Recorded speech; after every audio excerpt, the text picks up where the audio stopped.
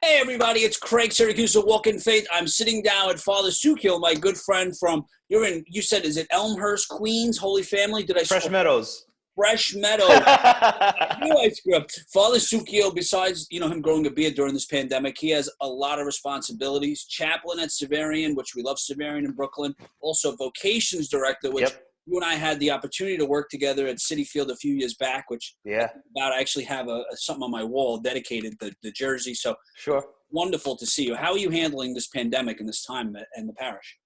Yeah. It's been kind of crazy in a good way. We're 7.5 weeks being quarantined now, which is crazy to think about. I remember back the weekend, the March 15th and 16th, making that announcement to all the parishioners that our churches are mandated to close and the rectors are closing, and that we're going to be going into this period of being quarantined.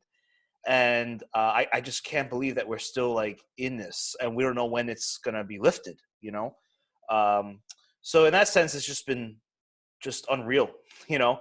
But it's presented us new challenges to minister to the people of God, and every day we're trying to figure out how we can give more of ourselves to be available to the people. You're right. A couple things. When we first heard this personally, we thought a week or 2 weeks. So we Right. stocked up with chicken cutlets and everything else. And I said, okay, it'll be back to normal in 2 weeks. And like you said, it's been 6, 7 weeks. Right. So this isn't something when you were in, seminary, this isn't something they trained you for, or, did this ever come up? If a global pandemic strikes, this is how you handle it? Right. Never in my life or in my priesthood would I ever think that I'd be standing up at the pulpit on Sunday and telling parishioners, beginning tomorrow, masses, all public celebrations are canceled, churches are closed, rectors are closed. Like, I would never think of that in my entire life. And in my first assignment, I was in Breezy Point, and we had Hurricane Sandy. Wow. Even though our churches were, our people were displaced, we still had mass. We still had, the church was still operating, and just to tell people our church doors are closed was very heartbreaking for me as a priest to say that. And the people looked at me and they're saying, well, what are we going to do? What's next? Like, do you have all the answers? And I was afraid because I didn't have the answers. I don't know what to do next. But I knew that I had to respond in some way. And so that following Sunday, we were going live on Facebook Live, via my iPhone, and just piecing things together. And week by week, just trying to update and trying to eventually do live streaming masses and other ways of reaching out to people. It's interesting to use the word challenges, and it's also, like you said, following up, there's also a lot of opportunities to reach out, to minister people, to bring people to Christ, to plant seeds. And I love the fact that you said you were afraid, because like us all, we're afraid. Right. And what do you do during those times? So like there's the priest, right? So the instinct, we got to close the church. But was there a part or a hesitation when you said, is this really necessary? Because like you said, 9/11, or because of Sandy, where we didn't close the churches. But what was sort of the first thought, and what were the parishioners' response when, 6, 7 weeks ago, this wasn't really at its peak? Right. The parishioners were like mourning a loss, like someone just died. They were shocked to hear, like, there'll be no mass tomorrow, and I didn't have answers.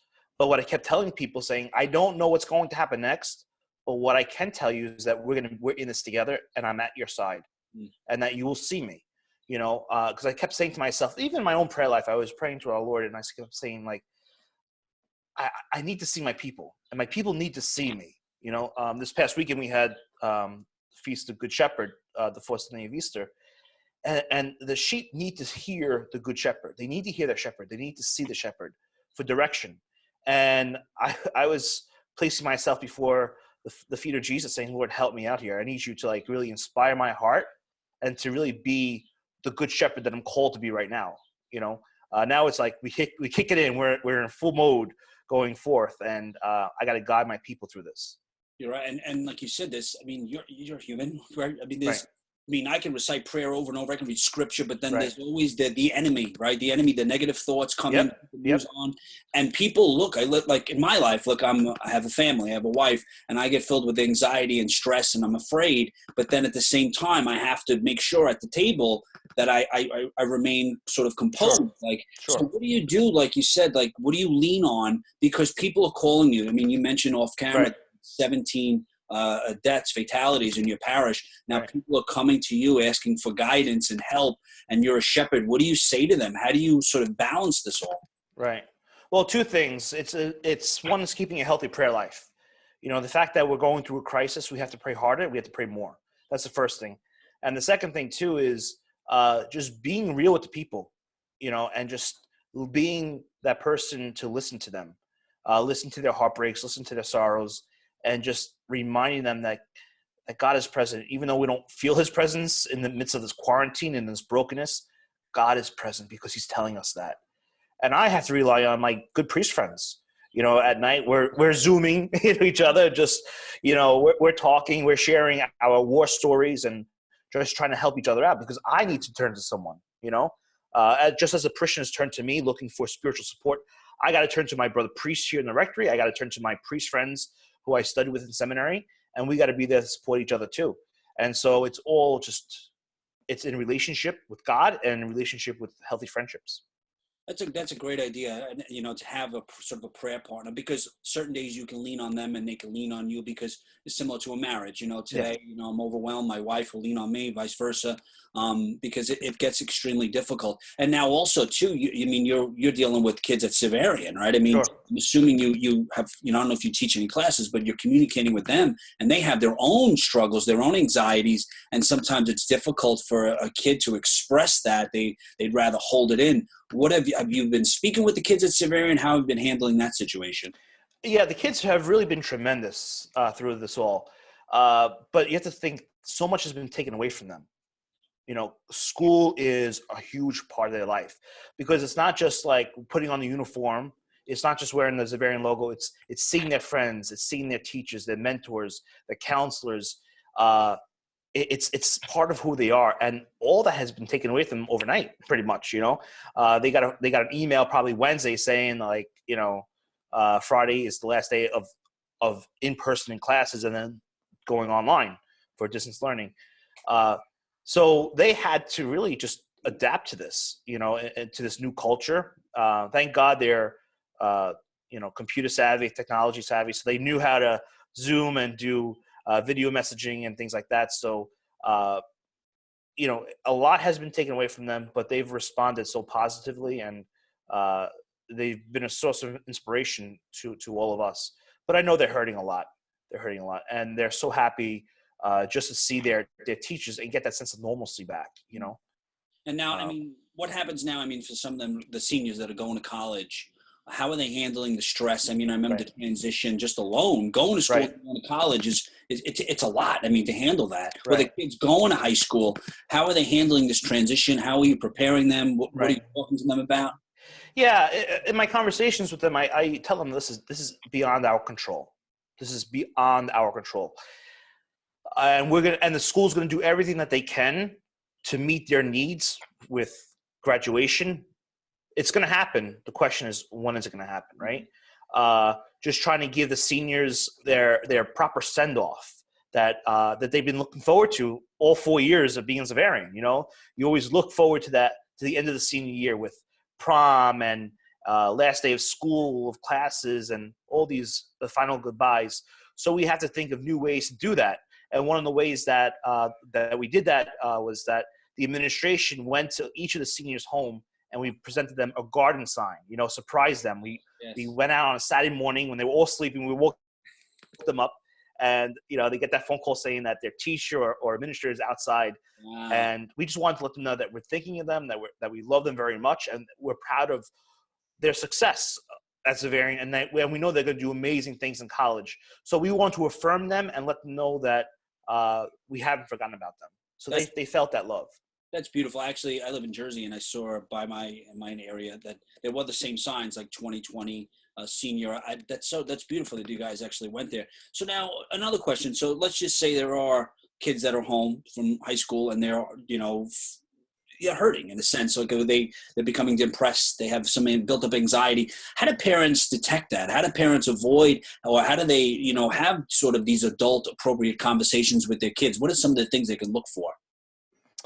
Yeah. So one of the things is that uh, they just have to be real with their kids, be real with their children. Um, knowing what's happening, because they're hearing everything on the news. They see it on the news. They see it on social media. So it's just be real, but also at the same time, relying on prayer and creating a healthy lifestyle for ourselves during this time of being quarantined. Say your prayers, make time for schoolwork, time for personal leisure, talk to friends, but just keep a routine to your day is so important for our young people, for our own mental health as well as a family. And you mentioned, like, there has been a lot of, let's say, opportunities, like, or during this pandemic, that this perspective has changed. I have seen an increase in prayer life. I have seen an increase in people speaking openly about their faith. What are some of the things you've noticed when you stream mass, for instance? Let's just say an average, you get 600 people, per mass or a weekend. I don't know the exact number, but you would know. Do you see an increase while streaming? Do you see an increase in people wanting to talk about faith or doing group prayer? Have you seen an increase at all, or have you seen a decrease during this pandemic? Yeah, no, I've seen an increase in numbers. People who are viewing the mass, who are praying the mass, and which has been so positive to see. But I've seen a sense of openness, people being open about their fears, being openness about the anxiety that's in their hearts right now with everything that's going on. And and the sense of openness is a good thing, because when we keep our hearts open, we're inviting God's love into our lives. And so with the sense of an open heart, we're inviting God's light into our life, and we're looking for that peace and healing. And so I think that a lot of these people who are viewing the mass, who are praying the mass, this is a time of conversion for them. I really believe that.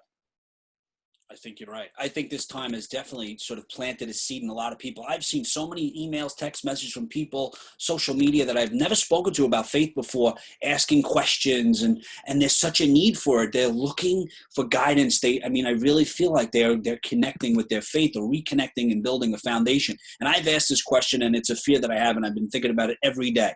Let's say tomorrow, the light switch, even though we know there's no light switch, life goes back to the new normal. One thing I want to talk about, what is the new normal in the eyes of the church, which I have my own ideas, but what happens to people? Do they forget about this storm? They forget about the pandemic, put God back in the box? Does the spiritual life sort of, winder away? Like, what happens to people? How do we ensure that they have this foundation of faith beyond this pandemic?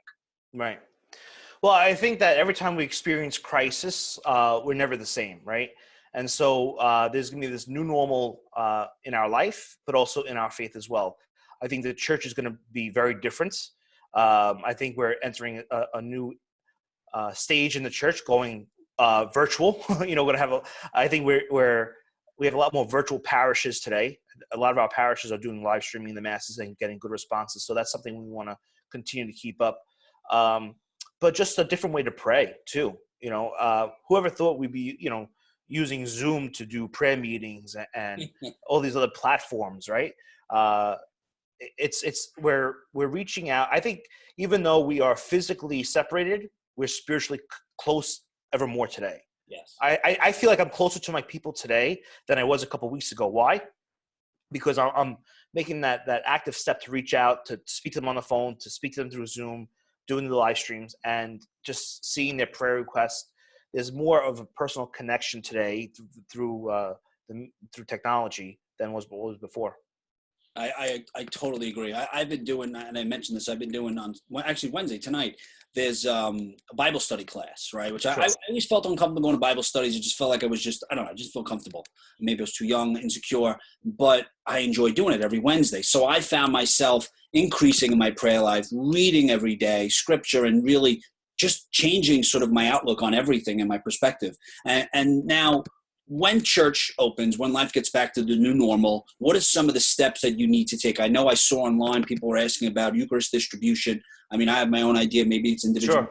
I don't know what the right answer is, but someone said they might actually go by last name, and they might have sort of like a sort of a stagnant mass where they don't allow certain people, like this amount of people in at once. What are some of the precautions you need to take? Has that been discussed yet? Right. I know that the diocese has a committee together made up of with Police Commissioner Joe Esposito and a few other people to look at these different things. So I don't know. I'm not part of those conversations, but I know that here at Holy Family, we're taking our own precautions. We've sort of put an X on each pew already, where it's 6 feet apart. We know where people can sit, how many people we could fit into church when churches are able to open. How we're going to sanitize the pews and make people feel comfortable that the church is a safe place to be, and that people are healthy, and that we're following all the guidelines. So I don't want to guess now like what's going to happen. But I hope that, and I'm confident that we will strive to meet the needs of the people when churches are open again. I agree. And I think people will come back to church. I think Right. they'll still use social media. They'll still want to stream the mass. But, I think just being in community, like I miss the Eucharist. I used to go to daily mass and I didn't realize how much I miss it. And until like the first couple of days, I was like, oh my God, I really miss, there's something that I miss. And it's really receiving the Eucharist. So that's something that I look forward to. Yeah. Oh, definitely. Yeah, I mean, I streaming mass, I love it as a secondary thing. It's something I do on a daily basis, just as an additional sort of just something I need to listen to at the homilies. But I do miss being in community. And now we mentioned off camera, and you also do vocations. I mean, you have a list of on your resume, like 3 pages long of all the things you're responsible for. But in terms of vocations, do you see an increase in vocations? Because, like you said, this is a crisis, but I think people's perspective on working for money, trading time for money, and really what society says is important, which we realize now is really not important anymore, Right. Been stripped away. Do you see people going back and contacting you and saying, I want to find out more about, like I mentioned, diaconate or vocations, or just different sort of a different path opposed to what they thought was important before the pandemic? Yeah.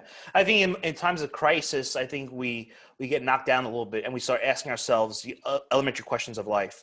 Like, what is the purpose of life? Am I finding happiness in life? Is what I'm doing right now truly worth it? And so I think that once we're asking ourselves those questions, the answer is we want true peace. We want true happiness. We want to bring fulfillment into this world. And one way that we do that is through our vocations, right? Through lives of service. And so I saw that, certainly after the sex abuse scandal in 2002, I responded because I said, the church needs a stronger witness. The church needs,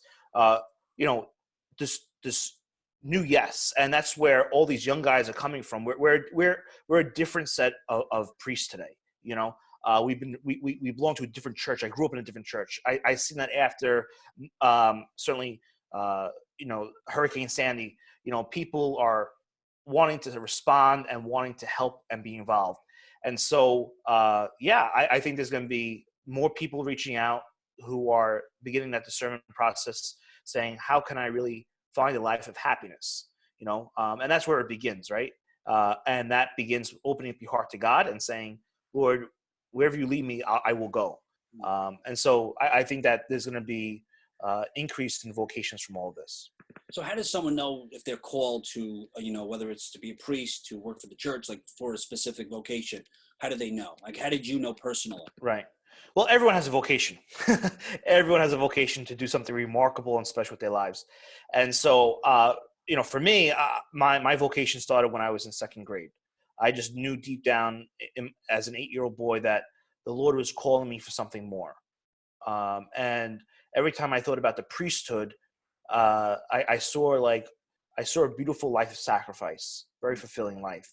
And I saw that these priests were involved in so many people's lives. And I said, that's what I want to do. I want to be a parish priest. I want to give my life to others by loving them as much as I can as their priest. And so it's been the priest in my home parish that inspired me to be who I am today. And that desire has never left my heart. Now, that desire has been challenged in many different ways. And because it's been challenged, it's changed over the time. But it has strengthened through all the challenges that we face. So I think that we need to be honest with ourselves. We need to pray and ask those elementary questions of life. Lord, what do you want of me now? And just, off camera before, we were talking about like how new experiences change us. And I think you mentioned that too. It's bringing you to a new experience, and you're beginning again, asking yourself, where do I find happiness in this life? Then that's what you strive for. Mm-hmm. I love it. Well, so let's just say there's someone out there that's watching this video that wants to find out more information or has a question about, maybe they want to change their vocation. They want to, find out more information about becoming a priest, a deacon, whatever it is. Do you have a contact information, or is there a website they can reach out to you? Yeah, definitely. Our vocation website is brooklynpriest.org, or you could go to whatsmycalling.org, and there you can find so many answers to questions on married life, on priesthood, on religious life. So that's all there for you, and our contact information is there as well. I always love What's My Calling. You worked on that one, I know. I still play that the video, What's My Calling? It's oh, that's a great video. Yeah. And I love those questions. I always ask those questions like, who am I? What am I called for? What is my purpose? I think those are questions, especially now, that we need to ask ourselves and make changes, and don't go into the new normal with the same old habits, with the same old sort of issues that we had. Let's leave them behind. Use this time wisely. So we're going to watch your mass this weekend. We're going to, critique your homily. So please, Father Suckiel, work on it. Just kidding. It's always a pleasure. I hope we have the opportunity to speak again. I'd love to talk to kids from Severian and really just get to speak to them and see how they're handling this pandemic. Father Suckiel, thank you so much. It's really a pleasure to speak with you. God bless you, Craig. Thank you. God bless. Bye-bye. Guys, I hope you enjoyed today's episode. Always remember, you have the ability to inspire and evangelize through words and actions. God bless you.